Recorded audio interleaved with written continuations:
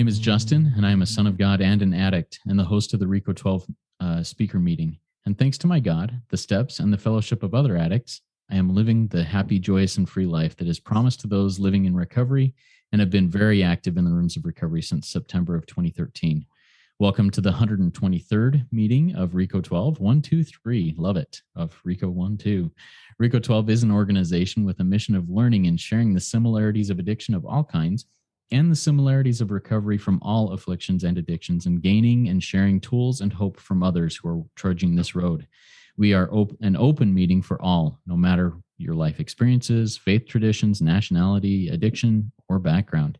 To learn more about RICO 12, please go to RICO12.com. That's www.RICO12.com. RICO 12 appreciates your help in keeping us working our 12th step and are grateful to receive donations to cover Zoom and podcast overhead costs. I'll put the information and links in the chat of the live meeting as well as in the show notes of the podcast if you wish to contribute to this cause. If RICO 12 is a meaningful tool for you in your recovery walk, please consider rating and reviewing the podcast in your podcast platform of your choice. We look forward each week to receiving from the light reflected from our speakers, from their higher power.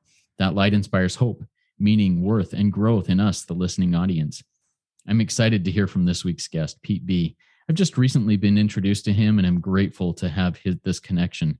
His topic is one that I find very important to my own recovery, and that is sponsorship. Now, here's a little bit more about Pete in his own words. He says, I've been in 12-step recovery since age 22, continually abstinent from all mind and mood-altering substances since 1980 at the age of 25. I've had a fascinating journey, and I'm excited to hear about this, that's taken me through about 10 different recovery fellowships, including NA, AA, Addicts Anonymous, All Addicts Anonymous, Sex Addicts Anonymous, Al-Anon, Adult Children of Alcoholics, Freedom from Fear, Refuge Recovery, and Recovery Dharma. I got to help NA create its basic text on recovery early on and establish several NA newsletters.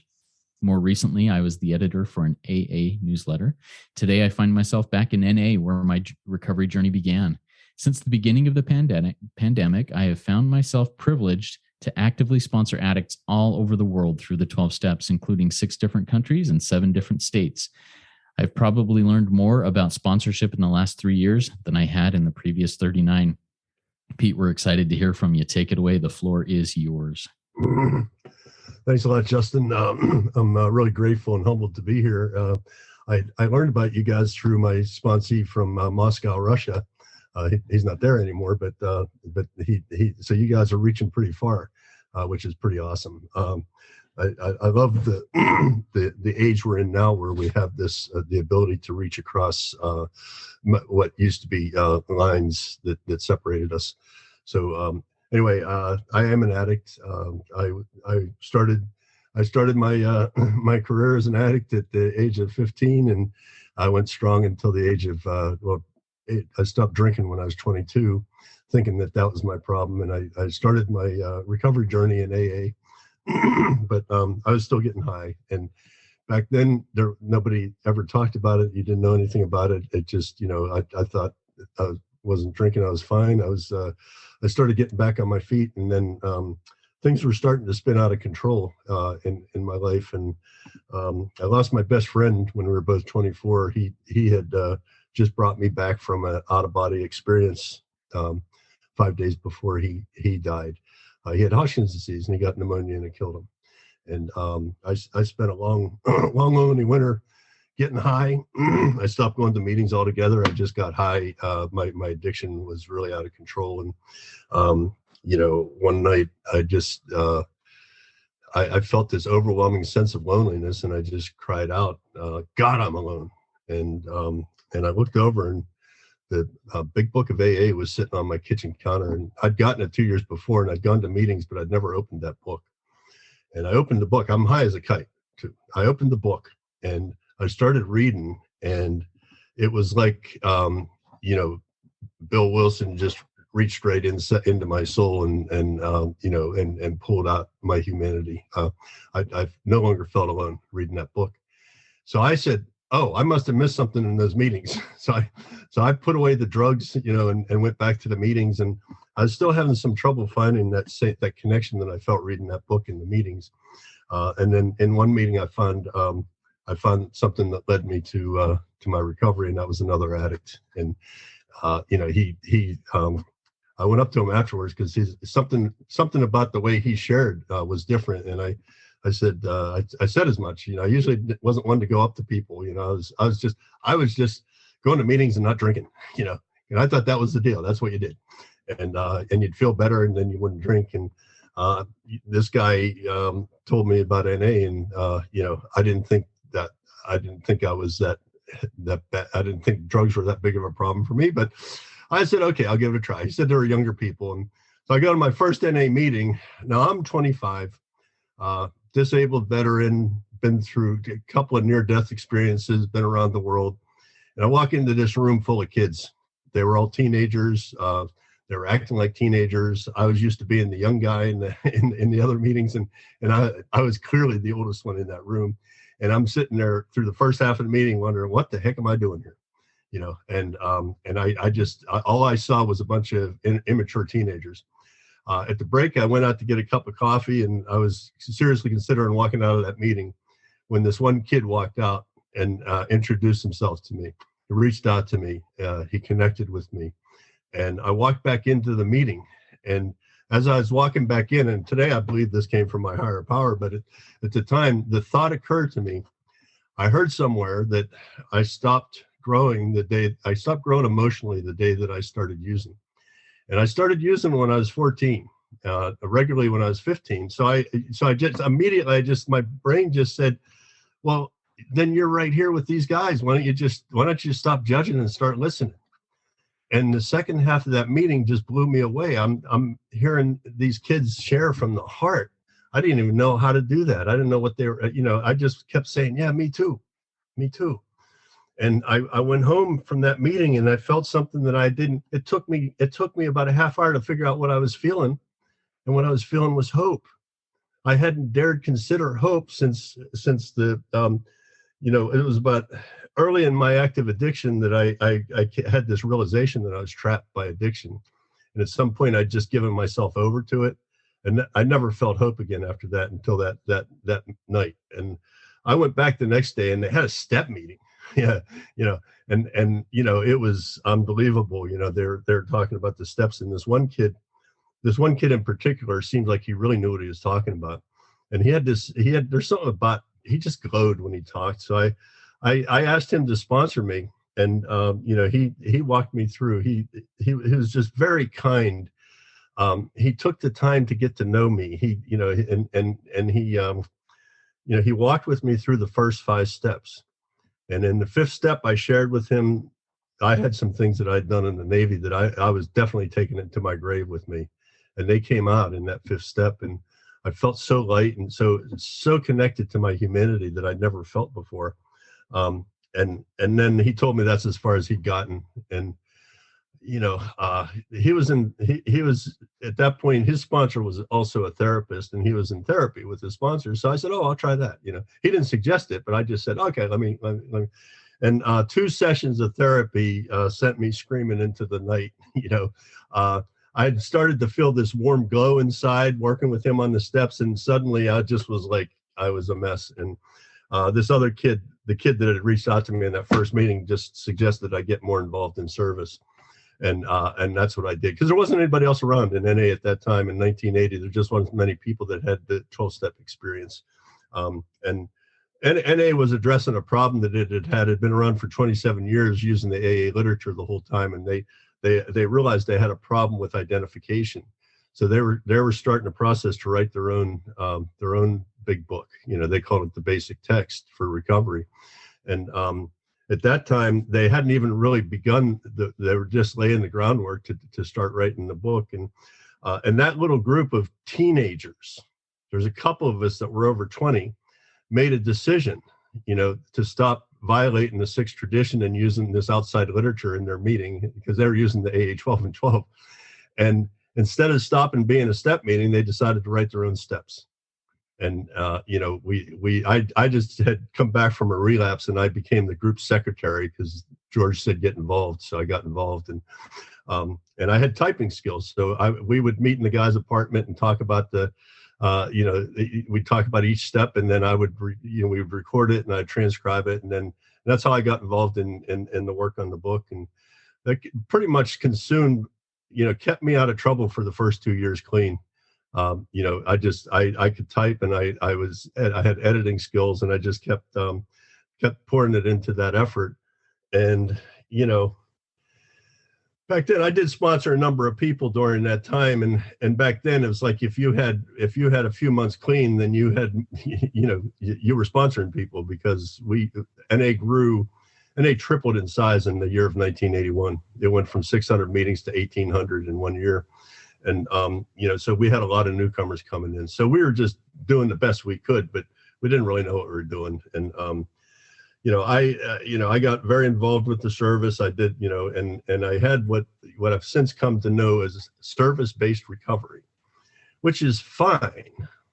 And I got to do a lot. I got to be part of writing this book that now is all over the world and helping millions of addicts and all that. And that's gratifying. But I didn't have personal recovery. I still hadn't looked at myself. I'd started to with that fourth and fifth step, but it was just scratching the surface. And I had a moment where increasingly by I was coming up on 4 years clean, and now I had a reputation that I was trying to protect. So my honesty kind of went out the window, and I was a lot of behaviors were coming up that I was ashamed of and wouldn't share with anybody, because I was trying to protect my reputation. And I did some pretty bad things. I did everything but get high, and it all blew up. And I wound up on this train in New Jersey when the full truth of my situation, the full truth of my addiction smacked me in the face. And I just realized it was only working with the sponsor later that I came to realize that was a surrender. That was a deeper surrender than I'd had when I first got clean. And I got off. I was supposed to be going to DC on that train, and for some reason I got off in Philadelphia. And in the train station in Philadelphia, a kid that I had sponsored down in Maryland found me, and he took me to a meeting where I met my sponsor, the sponsor that took me all the way through the 12 steps. And it took me 3 months to ask that guy to sponsor me, because I thought it was too late for me. This was a meeting where there actually was 12-step recovery, and I would watch. I was just very quietly sitting in the back of this meeting, and the one thing I liked was they didn't care about my reputation. That group was just all about 12 steps. They didn't care what was going on in the rest of NA. They were about helping the newcomer go through the 12 steps. And if you were either part of that, or if you weren't, you were welcome to come and just hang out. And that's what I was doing. And I'd watch people come in, really, really messed up. And like a few weeks later, they'd be happy and smiling, and, they'd have sponsors or going through the steps. And I thought it's too late for me. And then this lady shared, and it was like she described my insanity to a T. And I was like, I'd seen her around, and she came from this dark world that I was currently living in, a world of lust and just really darkness. And she'd come from that same world, and I could see that she no longer was living there. And I would later learn that was my second step experience, when I had the thought, well, maybe what fixed her could fix me, And I asked someone to sponsor me after that. And, that sponsor, I'm to this day, I'm so grateful to that sponsor, because it really saved my life. And he just shared with me what worked for him. He made it very clear to me that he made it clear that I shouldn't put him on a pedestal. I shouldn't, attribute anything to him. He said anything that I get from him is coming from his higher power. And the whole point of our working together was to help me connect with my higher power.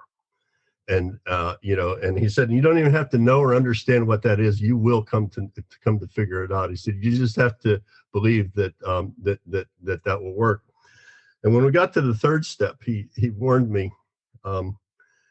He said, be careful here. He said, because, once you take this step, there's really no going back. And he said, if you completely give yourself to this simple program, Pete, even you won't be able to screw it up. And I was like, this guy knew me too. At that point, he had taken the time to get to know me, where I came from.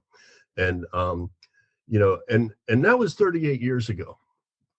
And I tell you, there are times I think I've tried really hard to screw it up, but I haven't been able to yet, because I did completely give myself to this simple program. And, he walked me through the rest of the steps, and, and then, part of the deal, he said, was that we do this so that we can pass it on to the next person.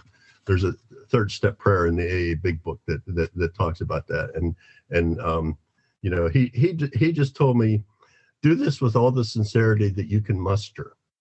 And he said, and that will be enough. Because I had some doubts about my own sincerity. I'd made a lot of promises that I couldn't keep. And it turned out that was enough, and it's been enough. So for a long time, I did sponsor people, but I just didn't feel like, Joe spoke with this humble authority when he spoke. I mean, he spoke like he really knew what he was talking about, but not from an ego place. And I would try to emulate that. And, sometimes I felt like I was just,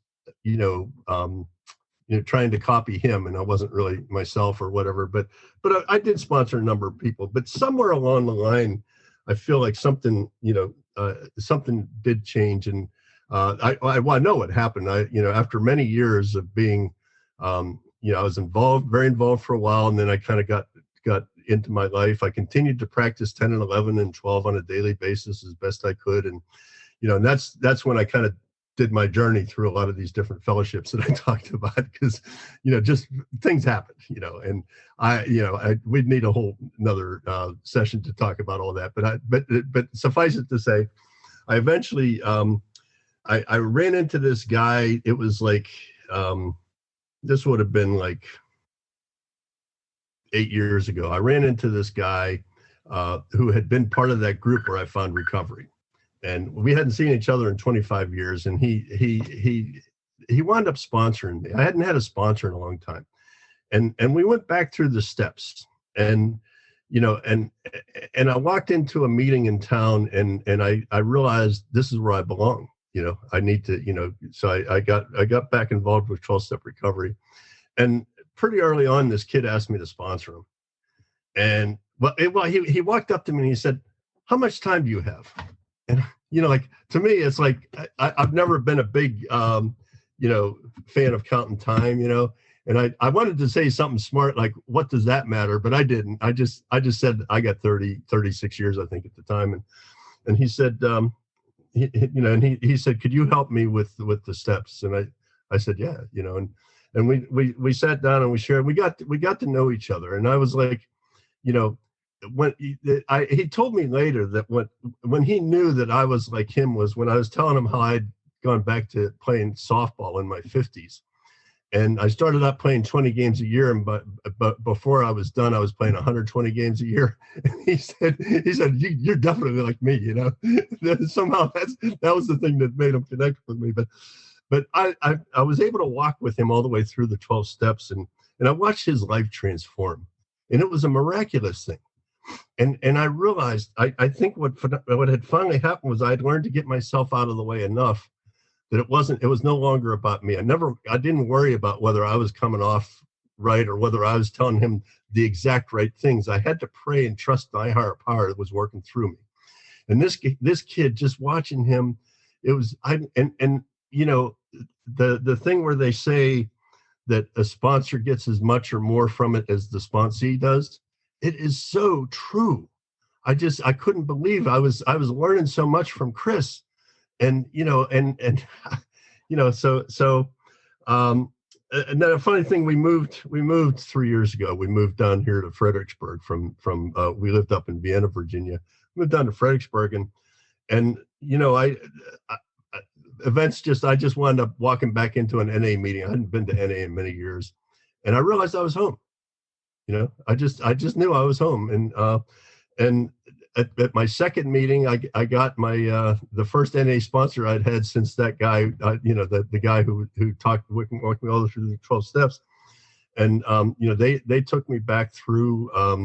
We went back right through the literature, the NA literature. I'd never actually gone through the steps with the NA version of things, and this person felt it was kind of important so that I could, be in a position to really help other addicts in NA. So we went back through, we used two different guides. We went through the steps, went through the traditions as well. And it's amazing how much the traditions apply in our lives. And when we actually work the traditions, like we work the steps, it's amazing how much, I didn't realize how much I had really applied the traditions through the years. But then a funny thing happened right after that is when, well, even before the pandemic hit, I don't remember how we wound up connecting, but I started sponsoring this guy from Liverpool, England, and we were meeting using Facebook Messenger or something to interface, and it worked really well, and we were able to connect, and then the pandemic happened, and I was really wondering, how's this going to work? I'm a pretty gregarious person. I'm used to I have a broad network. I have a lot of people that I meet, and I wasn't sure how this was going to play out for me. And I'm still kind of quarantined because I'm high risk for if and my wife is even higher risk than I am. She's not sure if she would survive if she got COVID. So we're laying real low. I still work full time, but I have the luxury of being able to work from home now. And, being able to work from home gave me an extra 3 or 4 hours in my day because I had this killer commute to DC every day when I was working up there. And now I just have to go in once a week. And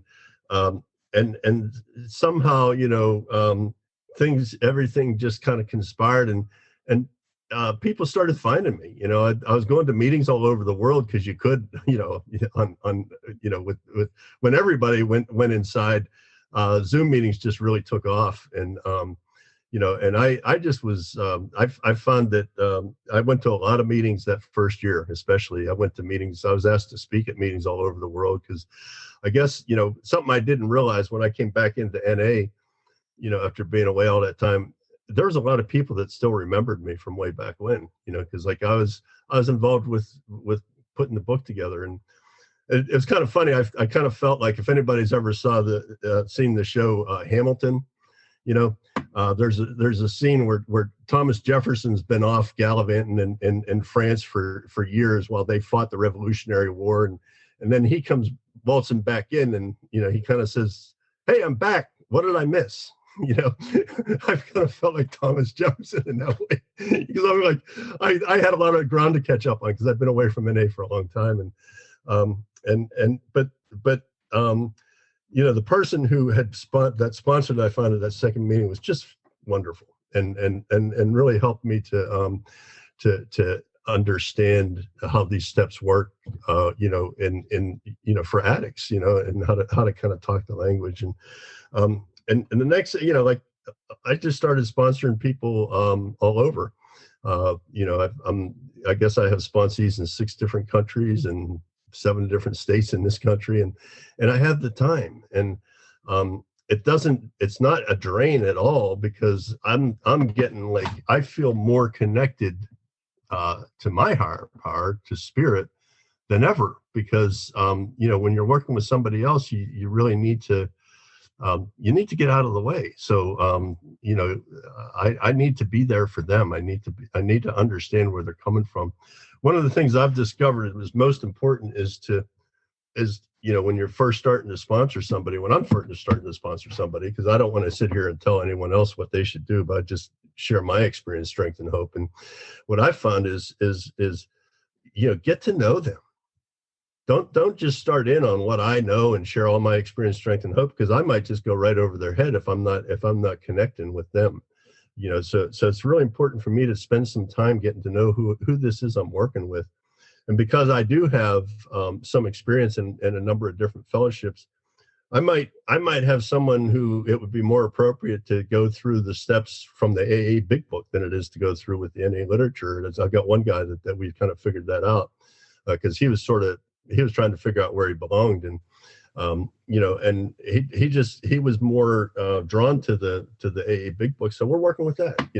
Most of the people I work with now, I am working with the NA literature, because most of them are, they're finding me through NA, and and I just find it really remarkable to watch. I got one guy who I meet every Monday morning, and we go for a couple mile walk, and then we go through steps. And that's the only person that I'm interacting with live and in person. And even him, for the first year and a half, it was doing all on Zoom. I set up a Zoom account to meet with folks. And the important thing is just being there for them and sharing my experience, strength, and hope, and not worrying about doing it perfectly or right. Just to be open to wherever this relationship goes, and understanding that they're gonna find their higher power. If me and my higher power are doing our job, and I might not even understand our higher power, but if it works for them, that's great. I have one sponsee who's found their higher power is multiple gods, like the Greek gods, and I'm like, hey, if it's working, that's beautiful. And I have one person who's pretty much like Buddhist, and that really, I get into that as well. But it's not our job to define their higher power. It's our job to introduce them to their higher power, and say, hey, this is the way my sponsor put it was, there will come a time when the only thing that stands between you and disaster will be your relationship with your higher power. And that's proven many times, and many times over, and that relationship gets stronger each time we go through a difficult time, and we turn to prayer. To me, prayer is just so important, for me. And for me, prayer is talking to my spirit, it's talking to my higher power. And if I'm, the other thing, I'm just going to wrap it up with this, is the other thing that my sponsor told me, and I share with anyone I sponsor, is that the most important relationship that I can have is the relationship I have with my higher power. And if I get that right, all my other relationships will be right. They'll fall into place. And that's true. I've been married for 38 years now, and for me and my wife, she's in the program too. And for both of us, we got to put each of our programs got to be, in order if we're going to, last, another year, and there's times that's gotten a little dicey, but we always wind up remembering. It's like, when you practice this thing, and practice is important. That I also learned, practice of 10 and 11, I think we develop like a spiritual muscle memory that even when it's all going down and we're, it looks like things are getting really out of control, we go back to what we know works. We go back to prayer. We go back to meditation, and I guess that's about everything I have to say. I hope I covered the topic adequately, and I hope that somebody was able to get something out of it. I love it. Thank you so much, Pete, for sharing your experience, strength, and hope. There's a lot there, and I've got a lot of questions, and we've got some questions that have come in from the live audience here. And I want to remind our live audience, if you have questions for Pete, please type them in the Q&A link there at the bottom of the Zoom window. I'd like to start off here with, when I introduced you, I listed off a whole bunch of different fellowships that you had been part of over the last, 40 plus years.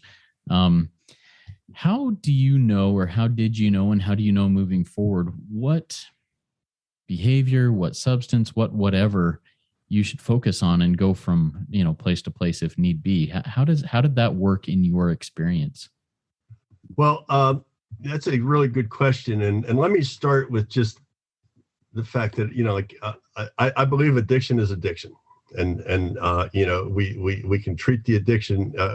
Recovery is recovery. And if we focus on recovery, it almost doesn't matter where we're doing it. For me, I developed this sense of trying to go where I belong. And part of that is just it's a lot of it is intuitive, but it's part of it is just trying to recognize whether it resonates with me or not. I did when I was struggling with it. I had a serious lust issue that had kind of come back, and about 8 years ago, I was struggling with that. And so I went to Sex Addicts Anonymous for that. And, I went there long enough to kind of, for my own situation, and I got a sponsor. I started working with the sponsor, and I realized, this might not have, developed into a full blown addiction for me yet, but it was kind of a cautionary tale for me. And it just seemed, in working with the sponsor, kind of came that this was really it was a character defect that I had. And the problem was, starting with that sense of having a reputation to protect kind of thing, it became a deep, dark secret that I didn't tell anybody about. And that's where it almost killed me. And it would have developed into a full-blown addiction if I hadn't, done something. But my back was to the corner, and my back was to the wall, and it was threatening to tear my marriage apart. And so I reached out to somebody that I knew and trusted, and this person just, their higher power was right on the mark with my higher power. They told me exactly what I needed to do. I followed their guidance because I was desperate. And it really led me to, I went into 3 years of counseling that was just unbelievable. There were some deep-seated things that hadn't come out in my step work from my childhood that, or it might have even come out, but it didn't really, it was still in there. And we were able to unravel that. And I was able to see how much that was still impacting how I acted and reacted in life. And, I wouldn't, trade that. I wouldn't trade the experience for the world, even though it scared the heck out of me when it happened. So. Yeah. Thank you for sharing that. And going along with that, I mean, when you're working with others as a sponsor and they're coming to you with, whether it be character defects that are killing them or addictions, how do you help flesh that out? Hey, this is a character defect we need to focus on in step 6, 7, 8, 9, or this is an addiction. Why don't we try and talk about going to another fellowship and working with somebody there also, in addition to what we're doing here? Again, wow, you're hitting me with some really good questions. And, I don't know that I have the right answer for it, but I can tell you, I'll just tell you one guy I was saying, he struggled. He definitely was an addict, and he we were going through the steps, and he was okay one-on-one with me, but he was really struggling with the fellowship aspect of NA. He just didn't feel like he belonged. And, he was doing a lot of reading. This guy was he was really trying to recover. And some of his reading, it turned out that he had some deep-seated stuff from growing up in a very, very dysfunctional family. May or may not have been alcoholic or addictive, but there's definitely dysfunctional. And he was drawn to ACA, Adult Children of Alcoholics. And he first time he told me about it, it was kind of tentative because he was afraid I was going to be no, you got to stick to NA. You got to stick to NA. I just looked, I saw how different his whole effect had changed, because he was so isolated because he didn't feel comfortable in the fellowship. And all of a sudden he just seemed, relaxed, and, he laughed more easily. And I said, hey, whatever you're doing, keep doing it. And he has found his fellowship in ACA, Adult Children of Alcoholics. That's where he's found, and we're still doing step work, and he still goes to some NA meetings, but his real fellowship has been there.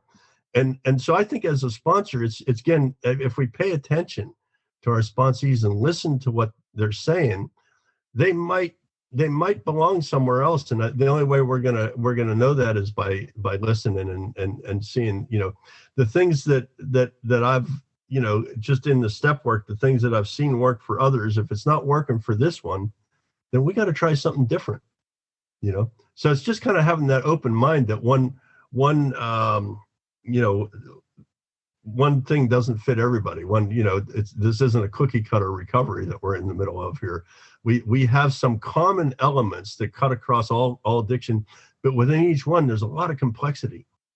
And it really takes paying attention to that sponsee to sort of sort through it. And it's just a matter, I think it's like problem solving with them, helping them to figure it out. Because more often than not, the sponsee figures it out, and we're just the sounding board. We're there. We're that trusted person that they can talk to about anything. That's this guy. He figured that out all on his own.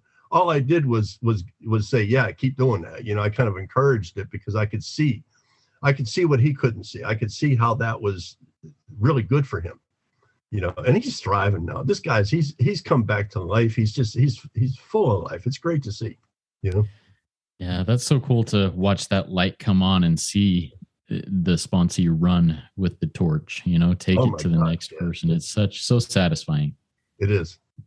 All right, got another question from our live audience. This is from Amanda. Amanda says, Pete, I loved hearing your story. Getting to sponsor around the world is the best.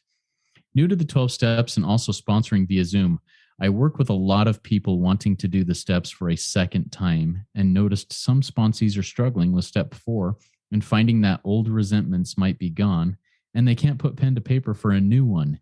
Do you have any experience, strength, and hope on that? Like not finding resentments. Sure I understand. So basically these sponsees sound like they're having a hard time finding resentments on their current inventory. So any thoughts on that? Well, I can share my own experience with that.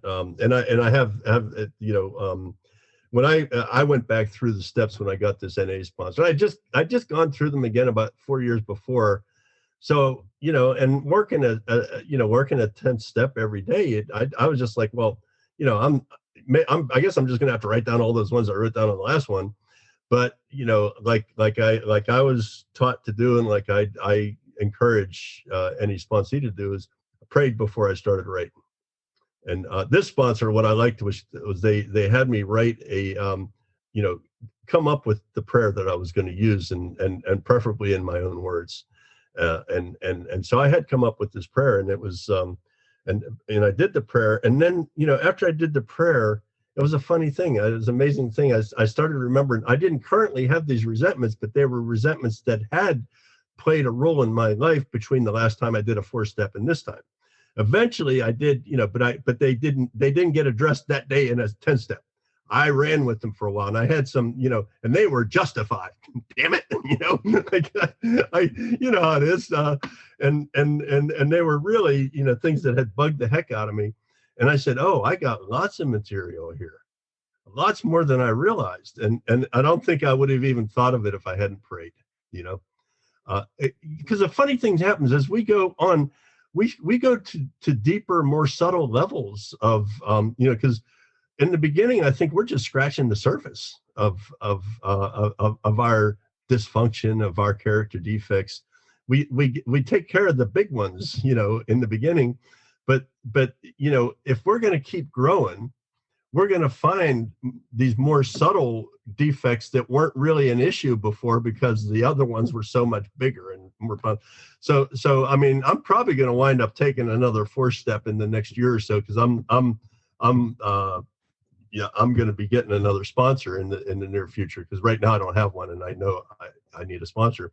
So I have an idea of who I might ask, but a lot of times they want you to go back through the steps, and I'm good with that, and I know I know there's a few that I'm gonna be able to write about, because they've had it, and because some things they just don't get, we become aware of them, but we don't always get to fix them in a 10-step, and they do become resentments because it takes us a while, I'm still very human, and I have the whole range of emotions, including anger and resentment. They don't have the control on my life that they once did, but they're still there. I'm not ready to apply for sainthood quite yet. I don't think I ever will be, but Yeah, I love that. And I was just thinking about this while you were speaking.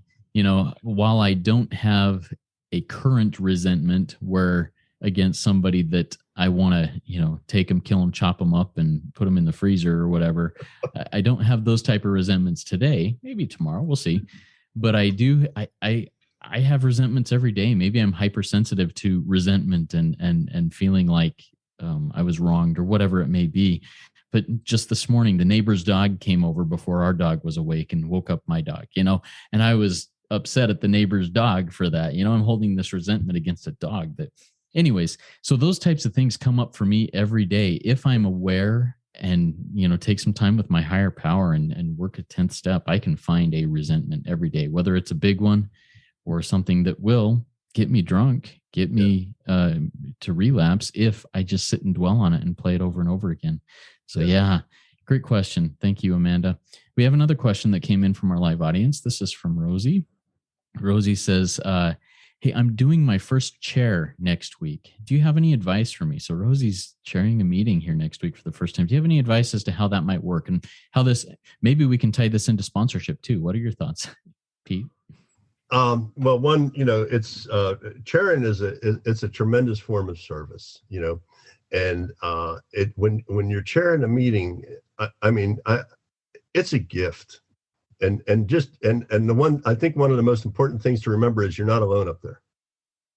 You are, everyone wants you to do a good job chairing that meeting, and that's not, I don't say that to put pressure on you. You're going to have the support of everybody in that room to do a good job. And, you really can't go wrong. It's just, being, I like anything else. If you do this, I would pray before you go on, ask to be an instrument, and, and ask to be released of any need to control the meeting. Because if we try to control a meeting, then we might stifle the spirit that meeting really needs to have. Because every meeting has a spirit of its own, and if a good chair lets that spirit, unfold in the course of the meeting, and so more than anything, a good chair stays out of the way. Just make sure that everything keeps moving. So, yeah, and that's kind of where I was thinking, and it's going to lead me to my next question here. But I want to share a little bit. I mean, you talked about, hey, turn it over to to your higher power. If I give this meeting, as I'm chairing, to my higher power, and try and get out of the way, and all I am is the timekeeper or the making sure we keep moving person, it just seems to roll pretty smoothly. But the minute I try and become the director, actor, and stagehand and everything in between, I stumble and bumble, and everybody else, and it blocks the spirit of coming in. Absolutely. So my next question is something you said that your sponsor told you was taking step 3. He told you something to the effect of, hey, be careful with this because this is a big deal. This is a big deal. And if you take it seriously, not even you can screw up this process. Talk a little bit more about that, how the importance of step 3 has been in your life and as you work as a sponsor. Sure. And I love that question. And I like the way you framed it. I at that point I was 4 years clean, and even though I had sort of I had given myself over to NA, okay, and my in many ways NA was my higher power those first 4 years, and then that relationship started going sour for me. Service work became an addiction for me, and like I said, I was doing a lot of behaviors were coming up that I was hiding because I had a reputation and all that. So I screwed a lot of things up. I went to jail 3.5 years clean, and I had to show up every weekend for this weekend prison camp and go out and pick up trash on the highway, and it was very humiliating. And I just, when he said that even I wouldn't be able to screw it up, I thought about all those things, and I said, boy, if that's the case, I am all in. I was so tired of screwing everything up. And really what he was saying was, we were talking about a broader vision of a higher power than I'd had previously. This was a higher power that was, that I could completely give myself over to and trust to run my life. And that meant, everything. The career, the relationships, the whole nine. That and it was a great relief, first off, to really realize that I could actually do that, and when I made that, he sent me off to do that third step prayer, and he said do it in a humble position. He didn't tell me to get on my knees, which at that time was probably a good thing, because I still associated that with my Catholic upbringing, which was not, but he said get in a humble position, and I was practicing a lot of meditation for a few years, so I knew a humble position for me was sitting in a straight back chair with my hands on my legs, and it was kind of maybe more of a Buddhist kind of thing, but whatever. But that's what humble was for me, so I did that. And it was just that humility, that sincere desire to not be the one calling the shots, because I had calling those shots had landed me on that train in New Jersey, realizing that my whole life had just been, even though I was almost clean 4 years, I just didn't have anything to show for all my efforts. And it was just kind of understanding that everything it's in my higher power's hands. And I have never forgotten it, I mean, I say a third step prayer every morning but I took that third step that time, and I took it as seriously as he said to take it. And, I have not really been able to screw this up. I've come close a few times, but this higher power, by recognizing that this thing is much bigger than me, and this thing's all powerful, and it will heal anything. And if I remember that, how can I screw it up? My worst mistake will give me my best lesson. So, like. Love it. Thank you for sharing that. And you've mentioned that instance on the train a couple of times. And if you aren't comfortable sharing details on that, that's okay. But I would love to get more details on why and how that was kind of your rock bottom, if you're willing to share that. Okay. Well, and there's a time that I would have been very ashamed to even share this, but this happened. Okay. I was living down in Maryland in the DC area, and and I was just a mess. I was way over involved in service, but my life was a shambles. I'd finally got this job. I'd stayed on this one job for almost 9 months, and it was like my 16th job in 4 years. So it kind of meant a lot, but I couldn't stand the guy I worked for, and he was in the program. There was a lot of things I just was like at my wit's end, and somehow I wound up sponsoring this girl. Okay. And, in NA, it's kind of it's not quite as much, men with men, women with women. There's a little more of a borderline there. Well, we were sitting in a coffee shop after a meeting talking, and she just looked at me and said, "Hey, why don't we just take off?" And I thought it was a good idea. So we took off, and, I didn't do anything untoward. She thought I would. She got really mad that I didn't. But, because that was part of the deal. But I kind of did it. I kind of used her to blow my life up, and it was really, it was just a really bad decision on my part. We stayed away for about 5 days, and then we kind of limped back into town. And I'd gotten fired from the job, which is really what I wanted. I hadn't, my best friend who I lived with was just appalled that I hadn't shared anything with him about what was going on, and things were a mess. So I was asked to come to this. There's a fundraiser up in North Jersey that this good friend of mine up there, and his girlfriend was dying from AIDS. She was in the hospital, and the only reason I went with the intention of being a comfort to him. Okay, and I went up there, and I fell into a one night stand with a girl at this dance there. And I was just a mess, because that was a problem for me at that time. I was a complete mess. And when Joe put me on that train, he just looked at me and said, "Pete, you need to take care of yourself." And he said it with such, compassion and empathy. I got on the train, and I was like, what the hell is wrong with me? I came up here to comfort him, and he had to comfort me. His girlfriend's dying from AIDS, and he had to comfort me. And I sat on that train, and I just kind of started the gerbil wheel going. And I just had this realization that, all this stuff that you've done, all the work you've done, everything that you've poured into recovery, and where are you? You've just blown up another job, and it was really the second half of the first step that I'd never gotten. The life of being unmanageable. I had been trying to manage my life. and it was the realization that I came to on that, and it was devastating. It was not a good, it wasn't a happy, it wasn't like, hey, I'm surrendering, it was like, oh man, I'm really screwed, you know. And I just had this sense that it's probably just going to be like this from now on. There's nothing I can do.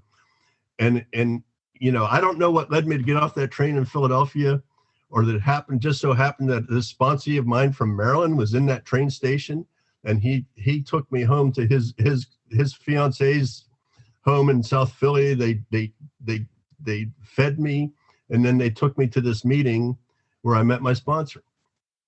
And from that point on, it was just like it was out of my hands. I had surrendered control and didn't even know it, and it was a complete defeat, but it led to everything. Everything changed after that, everything.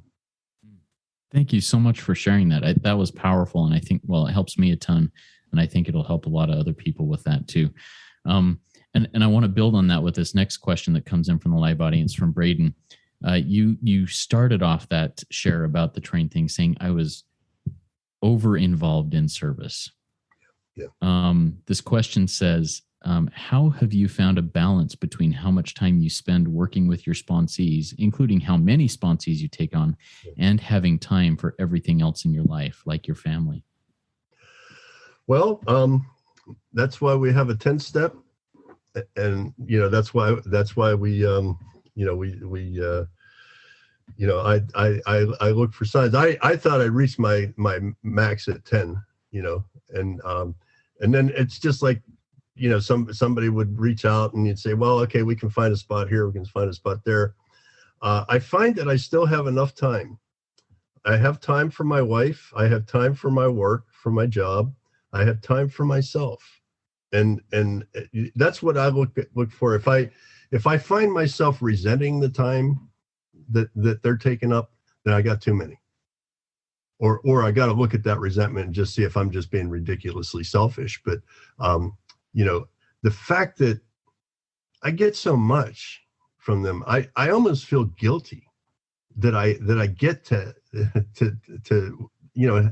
be part of so many different people's lives, because they give me so much, and but it is a good question. It is something to keep an eye on. I have said no to a few because I've said, hey, I need to have, a night or two where I'm not working with somebody, because everyone I sponsor, we meet once a week for an hour, and then I try to be there otherwise. But, there's that, because the expectation is we're going to do some step work together, so.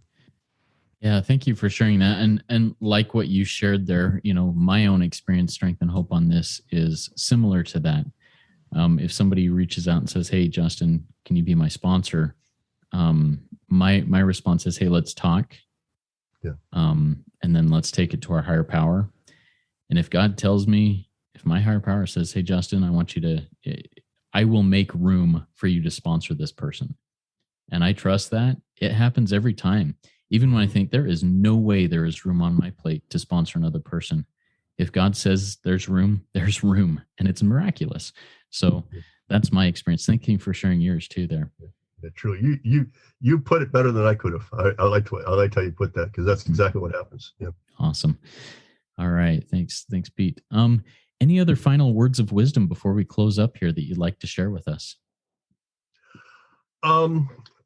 Words of wisdom. I don't know about words of wisdom, but I just say, if you're new at sponsorship, understand that you can't mess the sponsee up. Okay, if you stick to sharing your own experience, strength, and hope, if you had a good sponsor, try to use a few of the things that work for you with that sponsor, with your sponsees, and you will find your level of comfort as a sponsor, because I think just like we're all different. Every sponsor is going to be a little bit different in how they handle this, and just know that there isn't a right or wrong way to do it.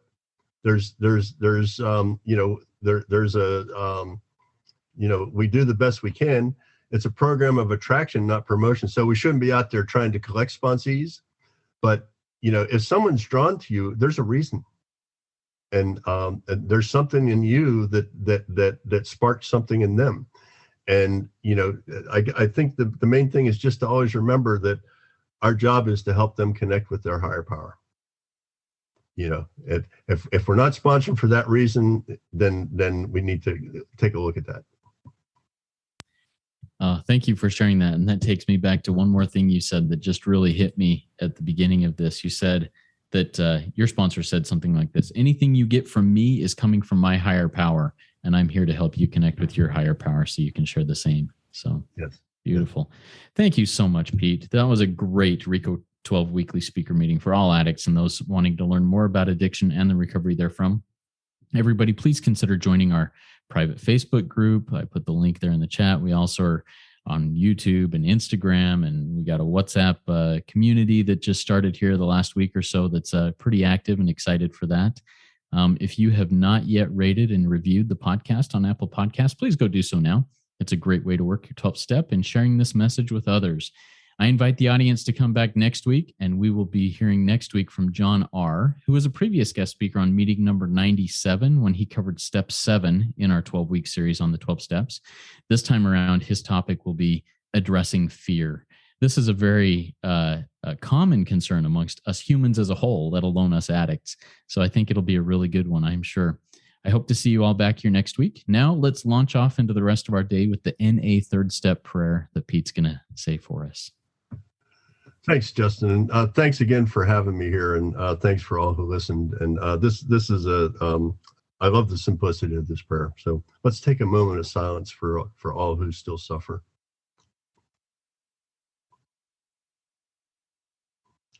Prayer. Many of us have said, take my will in my life. Guide me in my recovery. Show me how to live. Just for today. Thanks. Love it. Thank you, Pete. Everybody come trudge this happy road with me. Work it. You are worth it.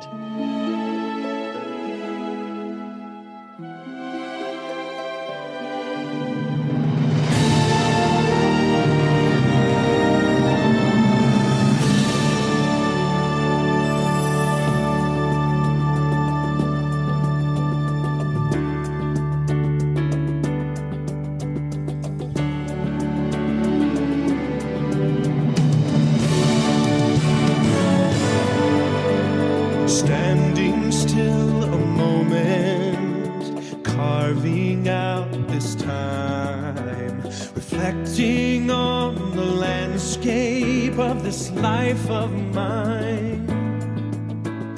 Peaks too high to conquer, streams too wide to cross, troughs too deep to walk through without incurring loss. Yet here I am, still standing tall, despite the rough terrain. One like me survived the storms and walked through wind and rain. Still standing, I will fight the good fight, still searching for glimmers of